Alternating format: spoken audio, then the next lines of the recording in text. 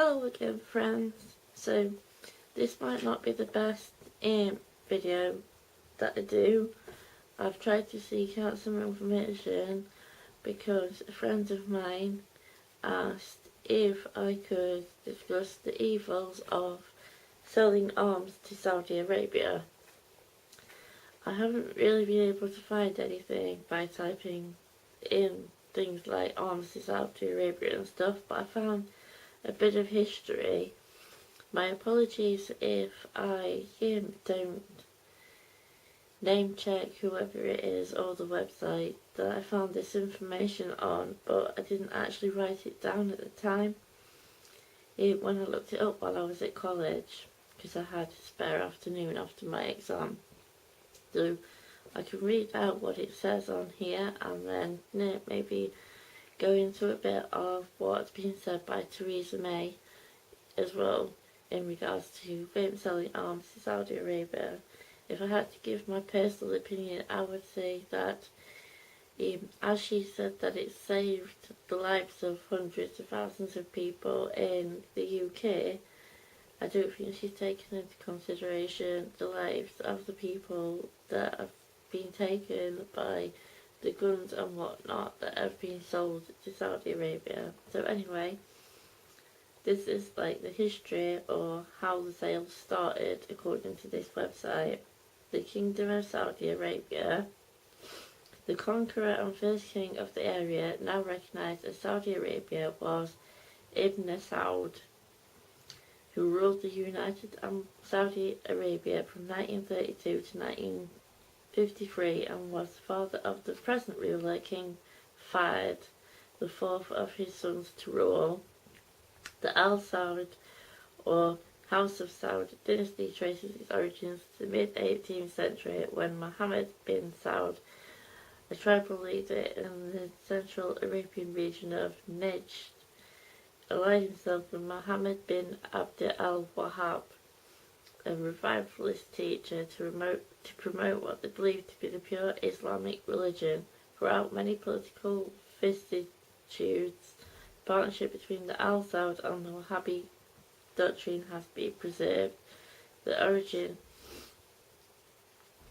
bond has been cemented by marriages in every generation with the Al-As Sheikh, the Wahhabi family of the Sheikh or teacher, and the partnership remains substantially unchanged today.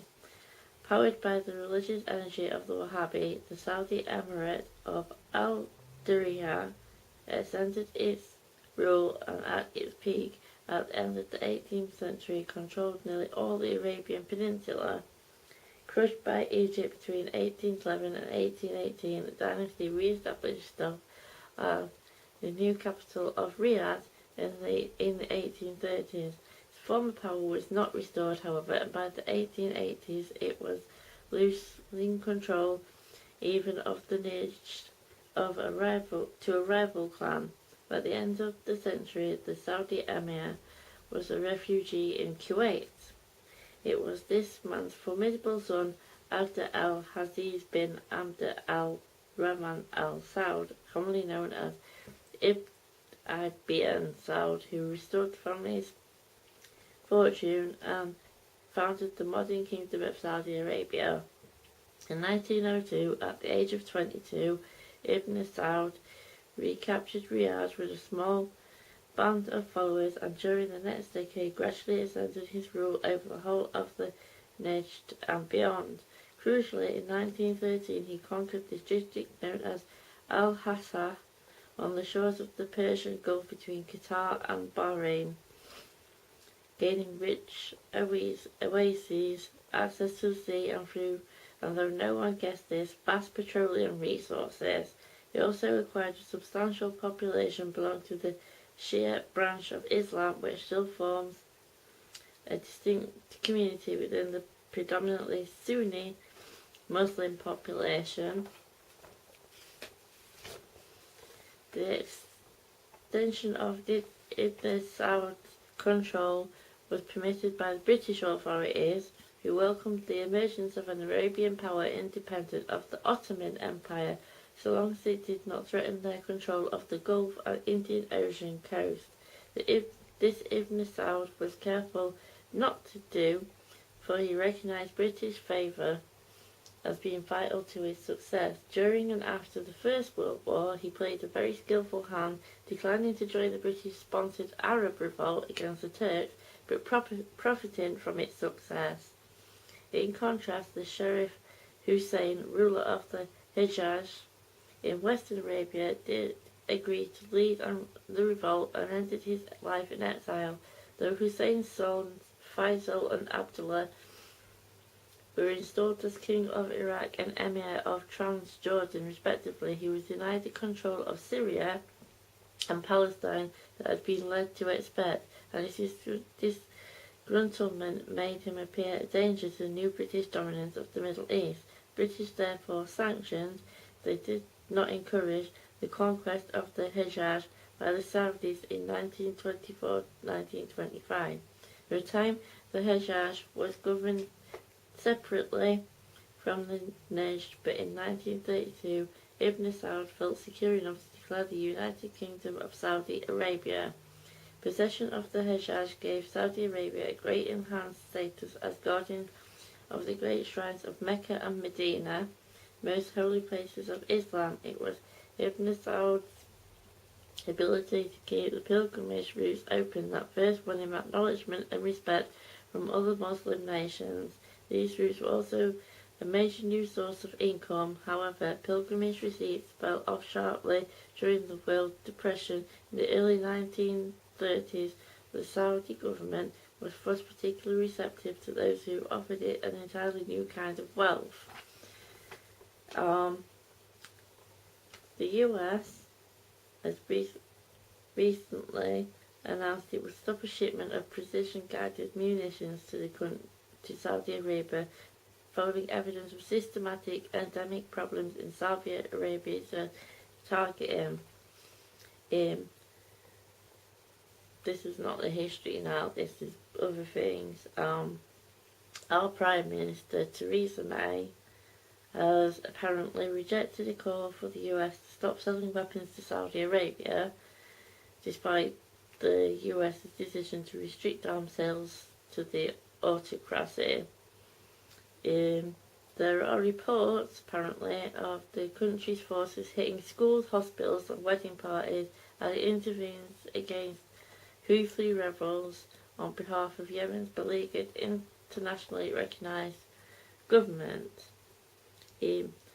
Despite the Americans' change of heart, the UK is continuing to supply weapons to Saudi Arabia, fueling its campaign. Theresa May said that hang on. The Saudis have UK supplied precision guided pathway IVs that 4 or 5, I'm not sure, missiles that are made in Scotland. UK has licensed 3.3 billion worth of arms to Saudi Arabia since the beginning of the bombing campaign. Well,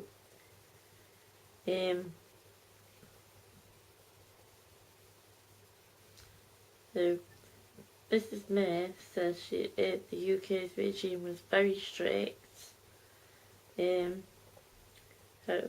She says we do have a very strict regime of export licences in relation to weapons here in the United Kingdom, and that we exercise that very carefully, and in recent years we have indeed refused export licences in relation to arms including to Yemen and Saudi Arabia.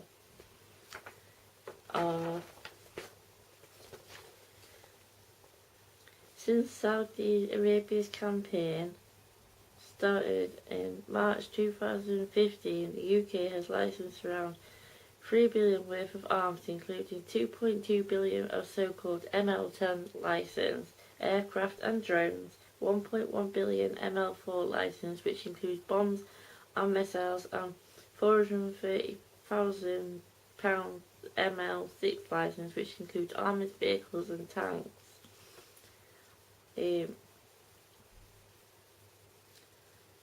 Mrs. May has said that, as she said previously, where there are allegations in international humanitarian law that require those to be properly investigated. Meanwhile, President Trump's in Saudi Arabia. On Saturday, he signed a $110 billion arms deal to help the Persian Gulf ally with its military defense system. The White House says the package includes defense equipment and other support to help the Arab nation and the rest of the Gulf region fight against terrorism and the threat of a nuclear-armed Iran. There's a lot of information here, but basically, by signing arms deals, if the UK and the US continue, as it clearly stated here, to agree to send guns and missiles and things over to Saudi Arabia, to the people in charge in Saudi Arabia, they're basically signing the death warrants of, like, the Saudi Arabian people and the peoples of other countries. I couldn't find out any more information other than, like, the stuff I've read out. War is inherently evil, and going to war with other countries, as I stated, there's oil that they know that the UK and the US know are in these countries, which I can't say that I believe that it's got anything other to it's got anything to do with saving us in the UK or people in the US. It's got to be about the oil. I've tried my best with this video to present some facts and to read out some things that have been said. Trump arrived in Saudi Arabia early Saturday at the start of his 9-day overseas tour that will also take him to Israel and Europe. The international trip is Trump's first since taking office in January. Apparently he says it's great to be in Riyadh in Saudi Arabia once he'd got off Air Force One, and he was expected to pledge his respect and support to Saudi leaders and to the region after months of harsh anti-Muslim rhetoric. We know what's happened. There was a suicide bomber in Manchester. He wasn't from Saudi Arabia, he was from somewhere else, I forget where they said now. But all these things are coming and happening in our country and stuff because, we're basically going over to these other countries. After 2 days of meetings in Riyadh, Trump will travel to Israel, have an audience with Pope Francis at the Vatican, which we've seen on the news he's had, then meet with allies at a NATO summit in Brussels and the Group of 7 wealthy nations in Sicily. The multi-billion-dollar defense deal in the clearest terms possible shows the United States' commitment to Saudi Arabia and other Gulf partners and expands economic opportunities, the White House has said. The deal will also support tens of thousands of new jobs in the US defense industrial base, the White House has said. Packages included tanks, combat ships, missile defense systems, radar, communication and cybersecurity technology. 81-year-old King Salman greeted Trump at the airport. Two leaders exchanged pleasantries, and Trump said it was a great honour to be there. Several jets then flew overhead, leaving a red, white and blue trail. Oh dear.